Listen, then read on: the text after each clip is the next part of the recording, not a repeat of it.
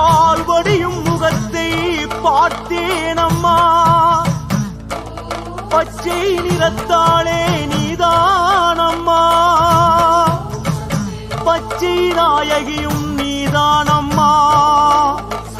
பார்வதி லக்ஷ்மி சரஸ்வதி மூவரையும் ஒன்றாக பச்சை வடிவில் பார்த்தேனம்மா. உன் பாசத்தால் பரவசம் அடைந்தேனம்மா. உன்மடியில் தலை சாய வேணுமம்மா. உன்னை பார்த்ததிலிருந்து என் விழிகள் மூடவில்லை அம்மா. உன்னை காண 1000 கண்கள் வேண்டுமம்மா. உலகாளும் தேவியும் நீதானம்மா. உன்னை விட எனக்கு வேறு யாரும் இல்லை அம்மா.